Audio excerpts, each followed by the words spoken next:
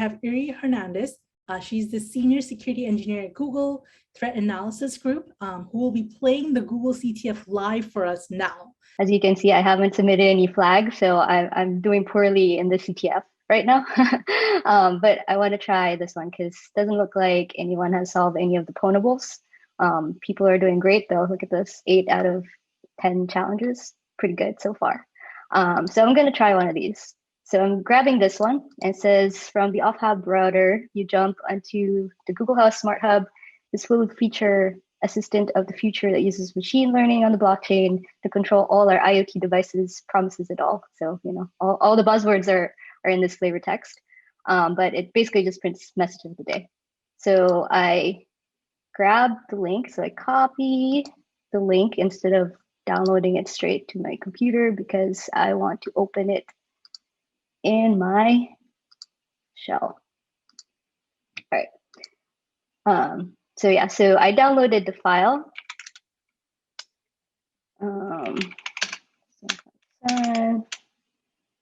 So as y'all could see, this is a zip archive.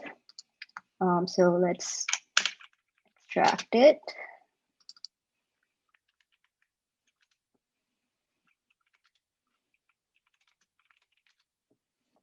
All right, so it looks like it's an ELF binary. Good thing I'm on a Linux machine.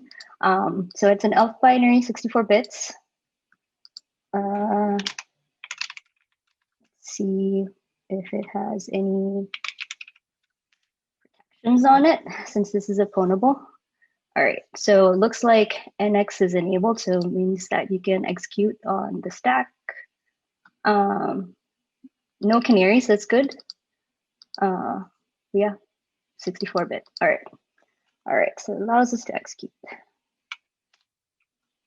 Let's see what it does.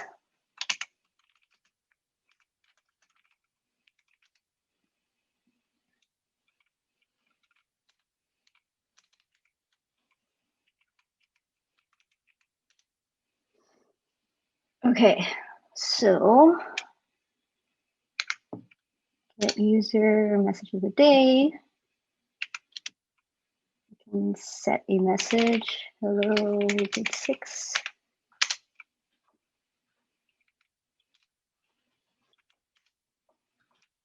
Okay, didn't let me do number 3.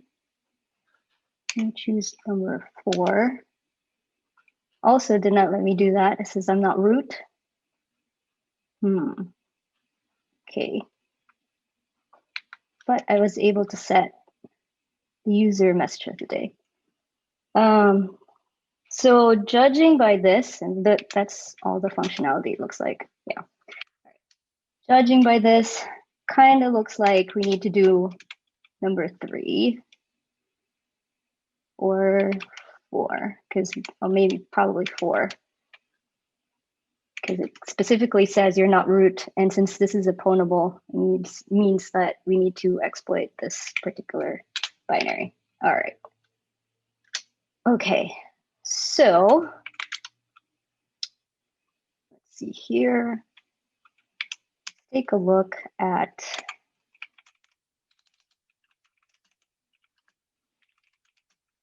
binary itself.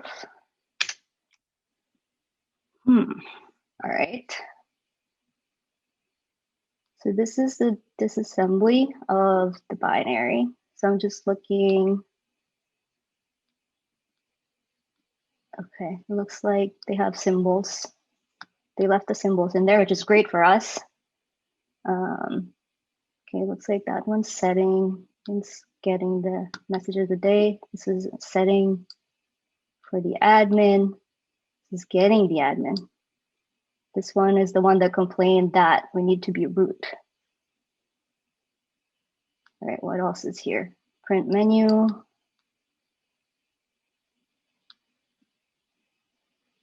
Main function.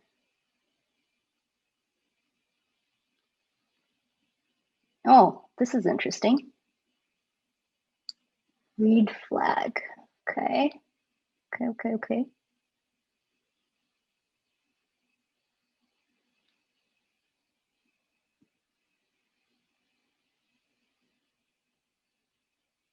All right, looks like that was it. So it doesn't look like a very big binary, which is good. But we know that there's a function called read flag. Let's see what else. So when we were trying to play around with this binary, one thing that jumped out to me was that when we were trying to get the admin message of the day, it specifically said that we're not root. Let's see.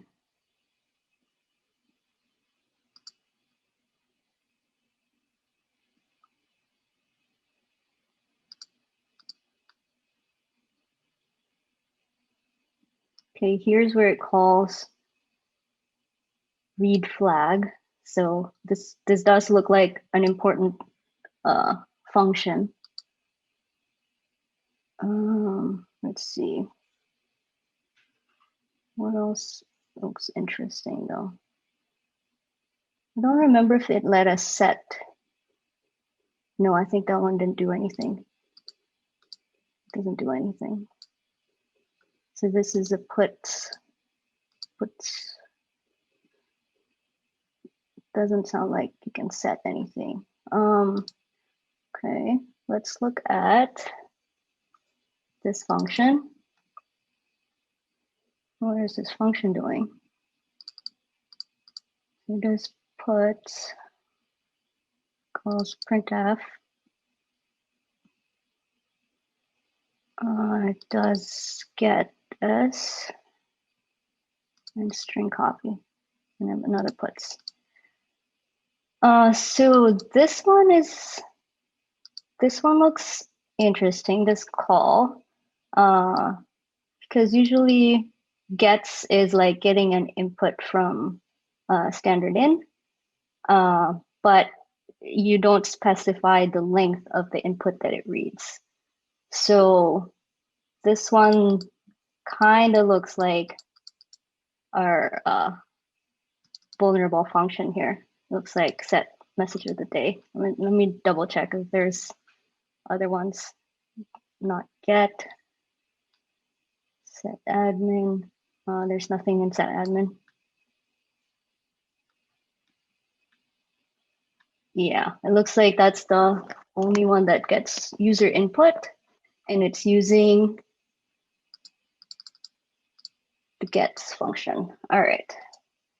So now we know that this is probably where the vulnerability is, because again, you could feed it like a very huge string, right? And it would just keep recording your string because it doesn't check for the length. All right, so now that we have that, let me open up another. I want to leave the obfuscate there for reference.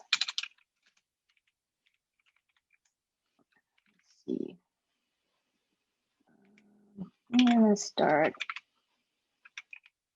in a debugger. Okay. So what was the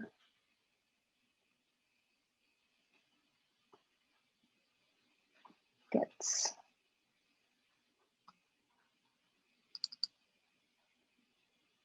Okay, we can try breaking. Since the binary actually has symbols, I could probably just do this. Let me do that. Yeah, all right, let me do that. Whew. Okay. All right, let's run this binary. Okay. And that was in set. So we try to set. Okay, so I set a breakpoint to the start of the gets function, get string. So now this is where the program paused. And let's see.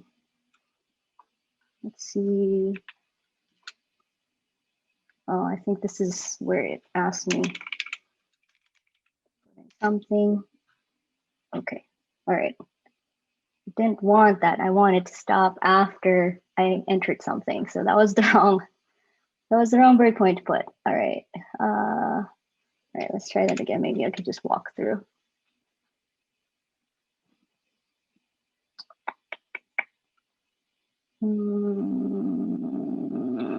Actually, let's put it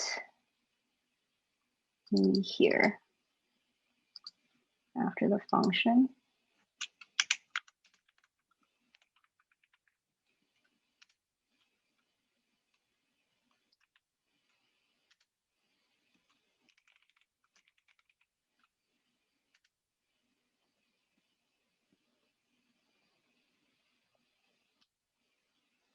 Right, so now it, is that the right one where I wanted it to stop? Yes.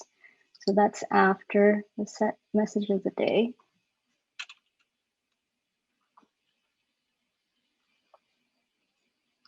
And my, currently my,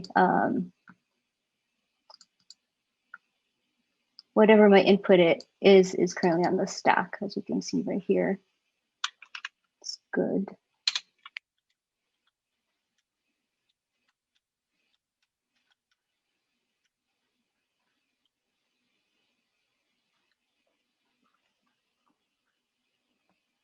All right, I want to try something.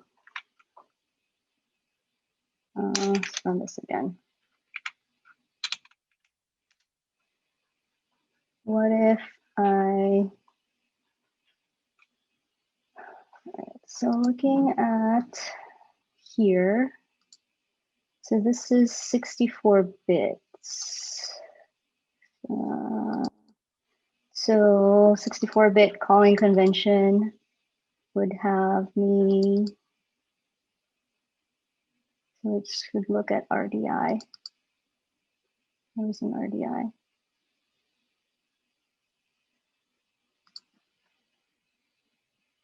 As the first argument. All right, wherever it's going to save it as actually. Yeah. All right, so let me see if that's correct. So this is the, I think this was the same one. Let me just double check. Or, sorry if this is going to start being confusing. This is my buffer.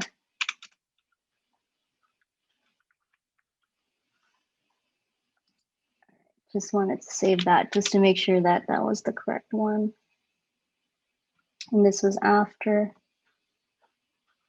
And yes, looks like that's where my string is saved. So that's where the buffer is. There's a local buffer. Okay. Okay. Let's see. So what if I do, I don't know.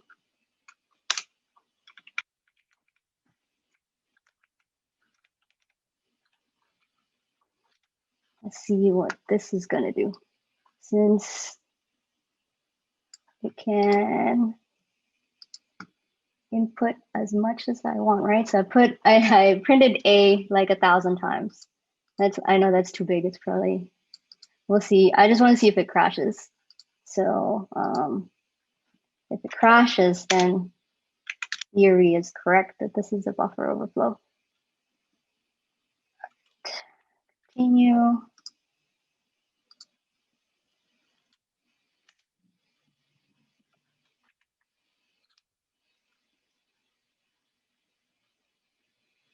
See, okay. As you can see, like everything is filled with A's right now. So let's see what it's gonna do with this return. All right, so it's gonna return to this address and it should crash or not do anything. It's stuck there. All right, let me see if I could do that with out the debugger.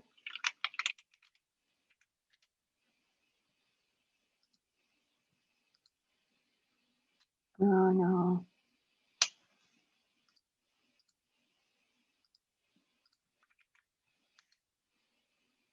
yeah, so it's segfault, it crashed. Okay, so it is a buffer overflow.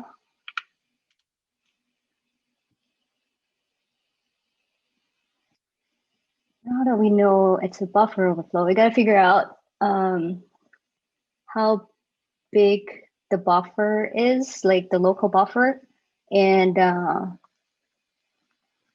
where we need to jump to.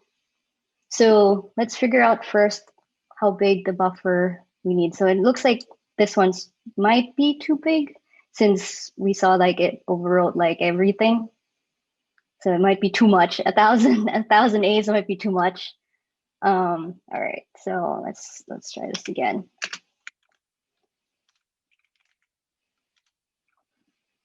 And then where did I set the other one? I think I set it. Might be better to set it at the end of this function instead, where it was about to return.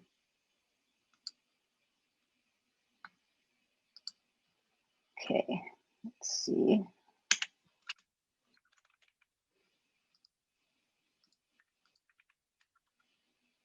I think that's the right one. Yeah, all right.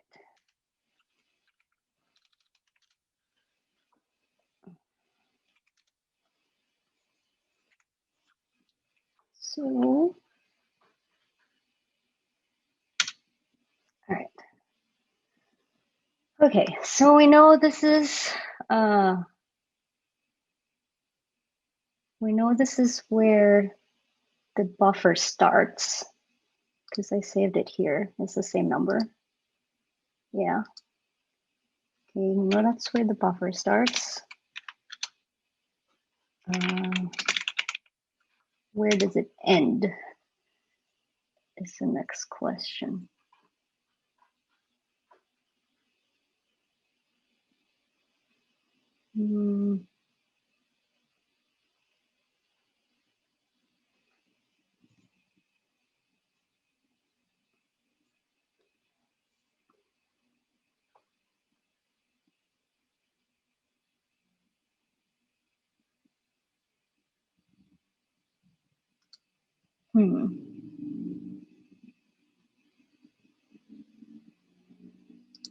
Okay, so this function is the vulnerable function, right? So let's think about this a little bit.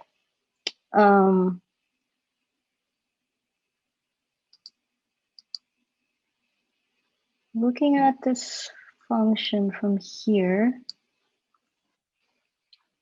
it looks like it subtracts hex 100 from the stack pointer. It doesn't do anything else. All right, no more subtraction. So hex 100, what's that?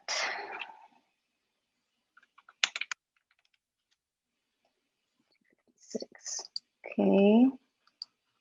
And then, so hex 100, and then we probably need 8 more bytes because of RBP, because it's saved on the stack as well. So whenever, before you enter a function, what gets saved on the stack is the return address, and then this function, this command gets executed, so it saves RBP on the stack, and then it looks like it subtracts hex 100 on the stack. So this is, since this is 64-bit, this is 8 bytes plus hex 100, which is 256, 264. Okay, let's try that.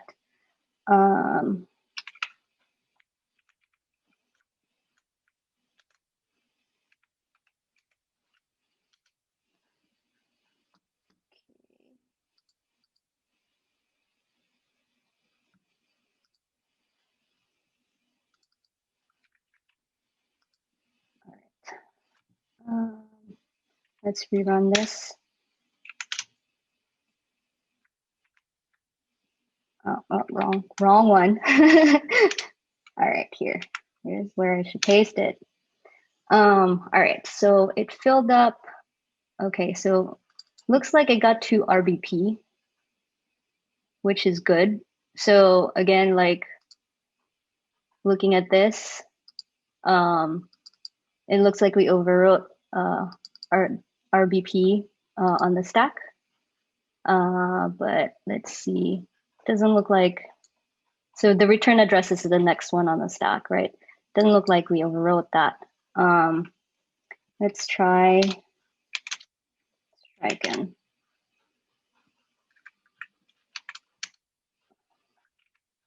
Oops. Where's my 264As? Oh, wait.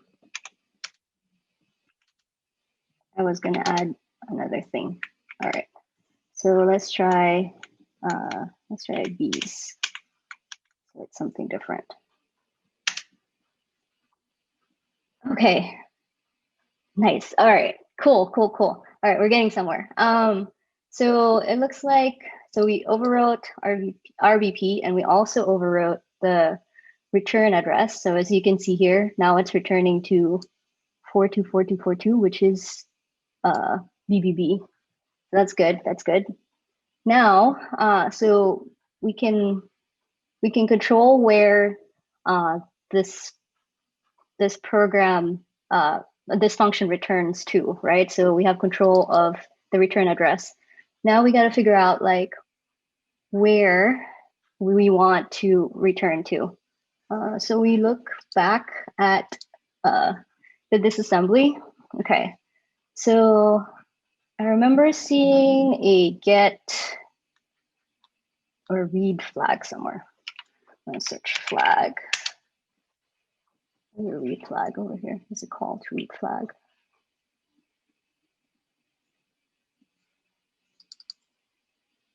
Okay, try that value. All right, let's try that. Let's see. So since we've been inputting strings and the address is actually in hexadecimal, so we would need to convert this hex into printable string. But we also need to account for, what else do we need to account for? Probably endianness as well. Okay, so let me just save this here. Actually,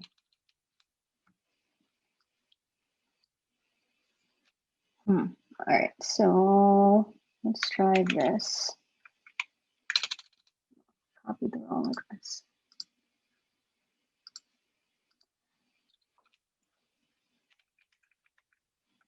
That's the address of read flag, but we need to convert this, so we can just copy it.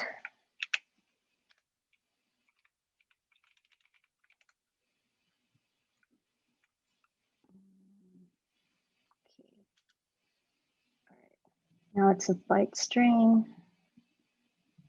Okay, so we need to add our A's in the beginning, which is 264. Let's see what that does.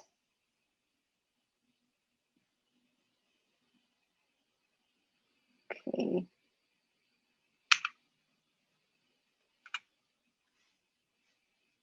Copy that.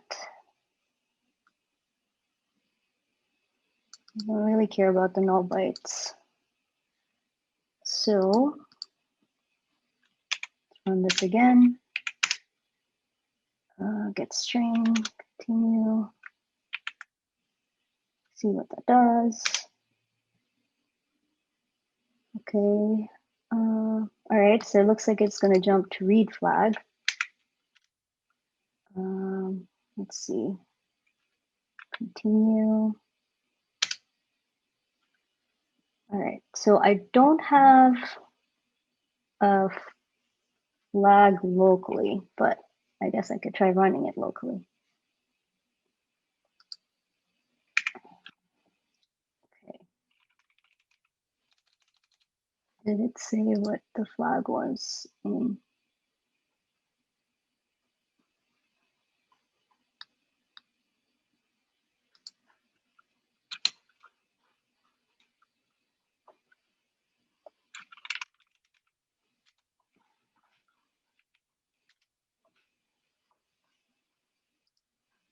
Copy this.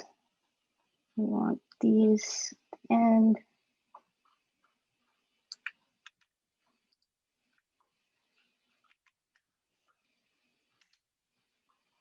segfaulted. Okay. Doesn't seem to like that. Maybe because I don't have the flag file. Let me see. What does it read? Maybe I can make my own flag. Flag.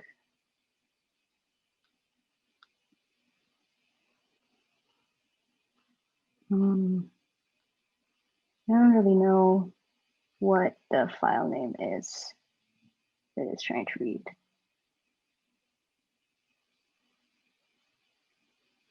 Okay.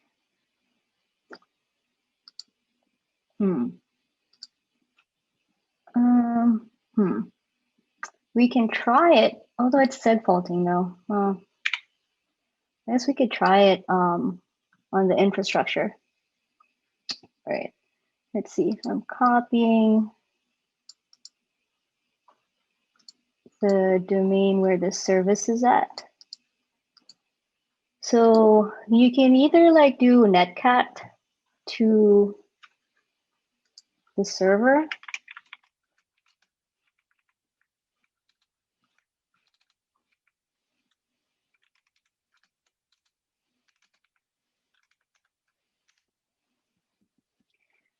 or I kind of like doing it in Python. So let's try connecting.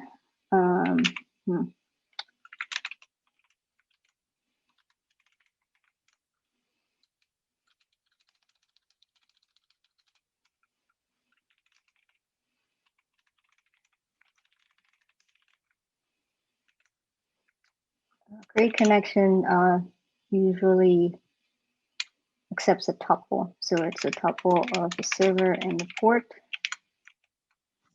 Okay, I need to save it to a variable. Okay, see if that works.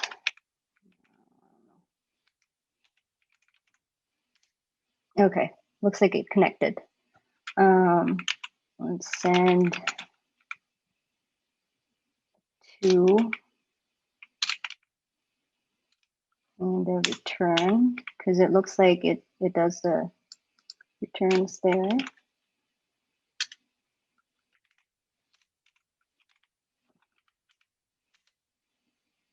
Okay, it's asking me for a new message. We want to send this one. Okay.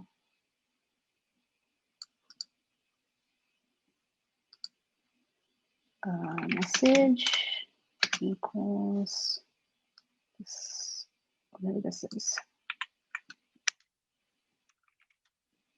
Cool. Send this message.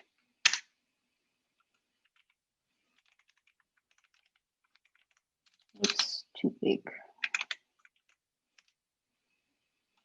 Okay, just hangs there. Sad face. All right.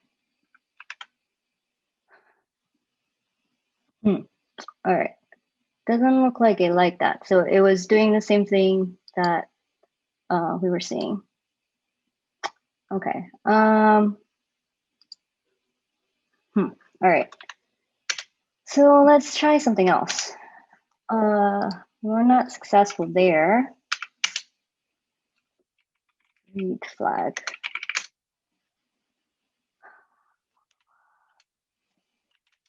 Okay, it looks like there's only two places that does that. Let's try.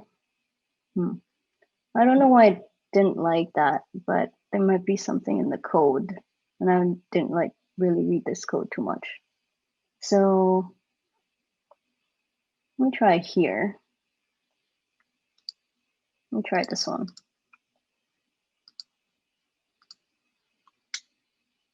Okay, my message. Try changing it to here.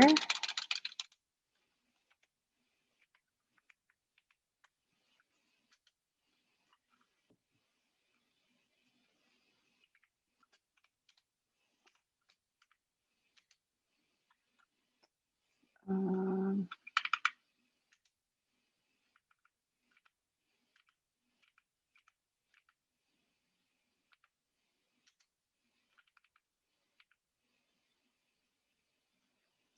$6,279. Okay, send that message.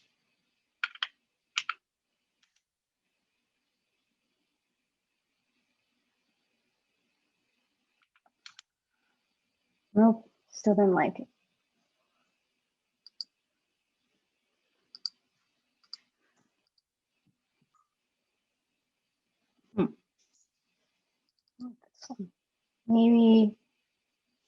Maybe like the buffer isn't. Sometimes when you overwrite the buffer, it messes up and doesn't quite execute properly. So,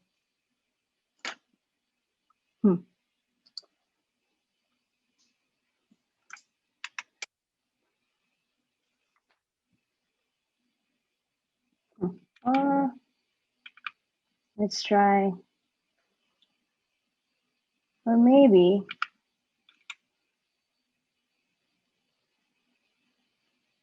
Oh, actually, it doesn't look like it did. It's probably still waiting for my input. Yeah. Okay.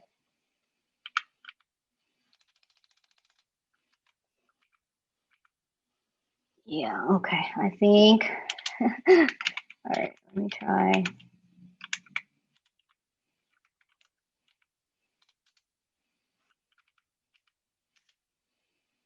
Oh, look at that. I just forgot to send the return, I guess. Because over here I sent like 2 and then the return. I wonder if it would work for just the read file. I don't know. I'm gonna try it. I know I saw I saw the flag, but I was just wondering like why I didn't. This is the flag, so I could submit it probably.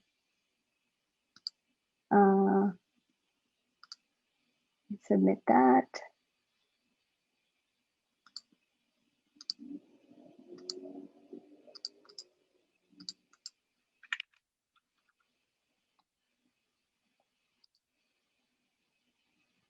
Yep. Oh, error. Oh, probably because I didn't put the CTF.